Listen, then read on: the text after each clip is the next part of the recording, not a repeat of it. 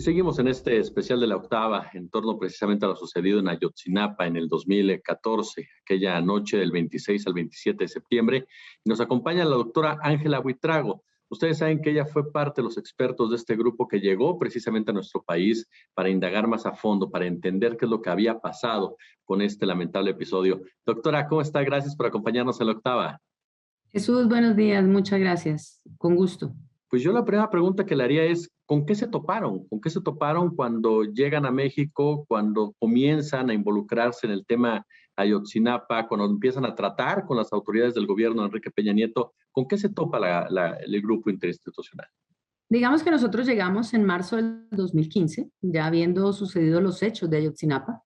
Llegamos por petición de los padres y también del gobierno de esa época, en ese momento una medida cautelar de la Comisión Interamericana.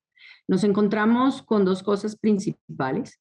Una, que había habido una investigación por parte de la Procuraduría de esa época.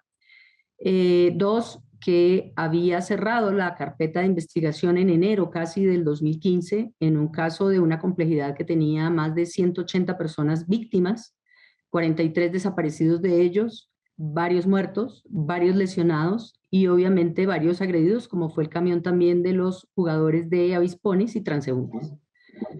Sin embargo, en enero se había concluido casi la investigación y sobre esos supuestos pues empezamos a indagar sobre los elementos probatorios que se tenían dentro de la investigación, llegando a conclusiones muy diferentes a las que había tenido la investigación oficial, después de haber practicado otras pruebas de carácter científico y de carácter testimonial.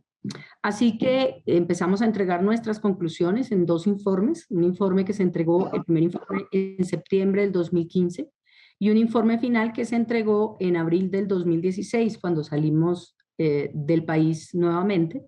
Y sobre esos supuestos, pues digamos que había una gran distancia entre las conclusiones iniciales, sobre todo de los desaparecidos de la normal Isidro Burgos, y las conclusiones a las que llegaba no solamente el grupo de expertos independientes, sino también el grupo de coadyuvantes, que era el grupo EAF, de expertos independientes también, argentinos, y también de la UNAM. Así que digamos que del lado de nuestras conclusiones había tres respaldos técnicos, y obviamente la última salida nuestra fue el 30 de abril, cuando encontramos también a través de los medios de prensa, de los medios de televisión y de unos periodistas, información que nosotros llamamos información sensible de video, sobre la base de lo que nos atestiguaba unas grabaciones hechas en el momento correspondiente en el río San Juan por unos periodistas que habían hecho su trabajo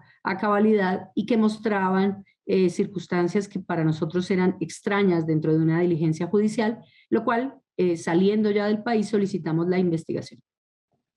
¿Cómo valoraron ustedes, cómo valora usted, doctora Buitrago, el trabajo, por ejemplo, de personajes como Tomás Herón o Jesús Murillo Caram al frente de esta investigación?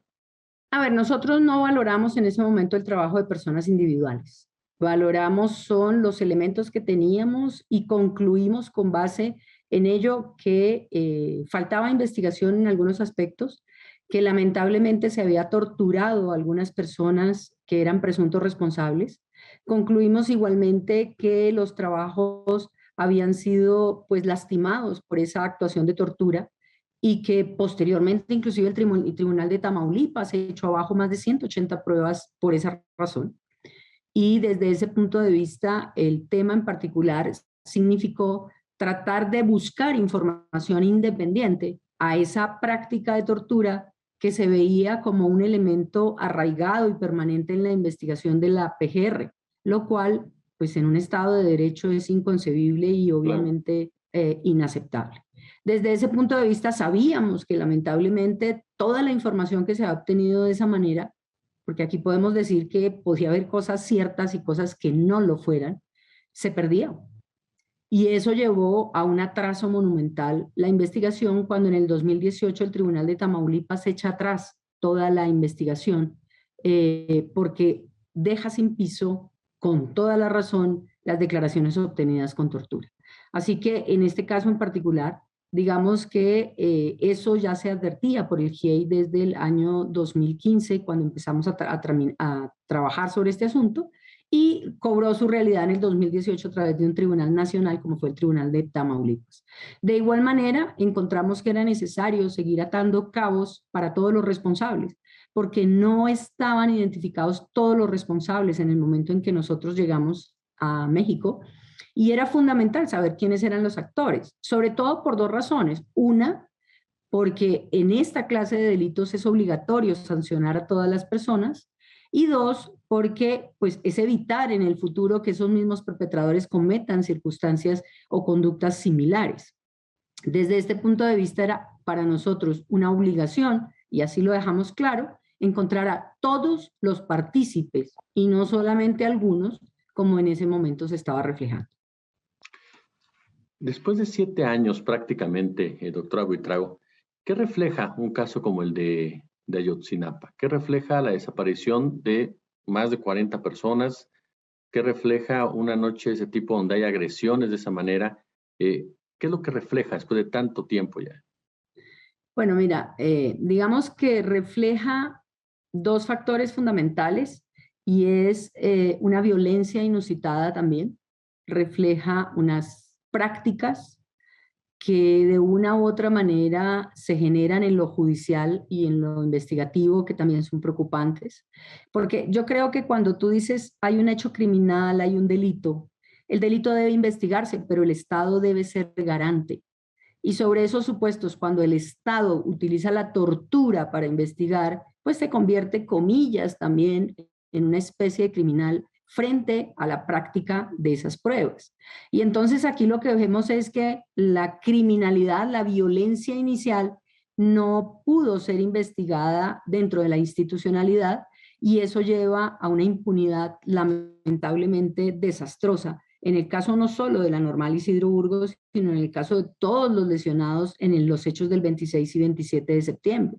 Y sobre esos supuestos también la conciencia de que efectivamente en estos casos debe ser mayor el apego a la legalidad, a la institucionalidad, a la protección de derechos humanos también, porque todo esto se refleja inclusive en absoluciones de personas que pudieron haber participado, pero que por el procedimiento del mismo Estado fueron imposibles de llevar a juicio, ¿no?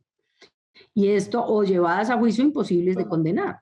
Y esto tiene una extensión muy violenta en términos de acceso a la justicia, de derecho a las víctimas, sobre todo de saber el paradero de los estudiantes, que es realmente lo que más interesa y más importa frente a las condiciones en que fueron desaparecidos, ¿no? Sabemos que participó autoridad, participaron grupos criminales, pero sobre esa base no hemos podido dar sino con algún parcial elemento que nos permite acreditar que por lo menos hay en este momento 3 personas de esos estudiantes reconocidas, ¿no?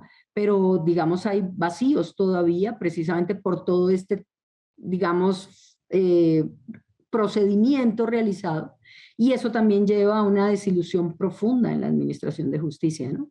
Porque uno quisiera dar respuestas, pero esas respuestas ya son 7 años después tardías. El tiempo es fundamental. 2, también significa haber perdido información que no se puede recuperar por otro medio. 3, también significa ver en el medio ya una pugna entre los que quieren defender una actuación ilegal con los que quieren realizar una actuación dentro de la legalidad. Doctora Buitrago, mucho se ha discutido en todo este tiempo la participación del ejército mexicano. Desde la óptica de ustedes, de la investigación de ustedes, ¿qué papel jugó el ejército? Mira, yo creo que ese es un tema, y aquí hay que poner los puntos sobre las IES. Nosotros seguimos investigando por esos supuestos. Nosotros regresamos al país por petición del presidente actual en el año 2019. Estamos actualmente y seguimos trabajando en el caso. Nosotros no anticipamos ningún resultado. Lo que estamos viendo es efectivamente que en esta administración hemos podido acceder incluso a los archivos del ejército, lo que fue imposible inclusive en sus inicios. y pues estamos entregando toda la información para efectos de llegar a alguna conclusión desde la Fiscalía General, que nosotros somos coadyuvantes, en este caso, de la investigación y del procedimiento que se realiza también por la Comisión de la Verdad, y sobre esos supuestos estamos evaluando.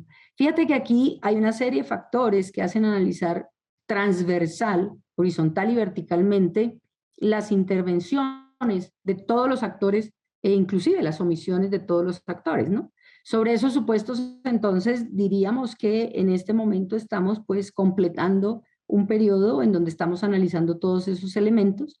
Y yo diría que lo fundamental también es seguir insistiendo en la necesidad de saber dónde están los estudiantes.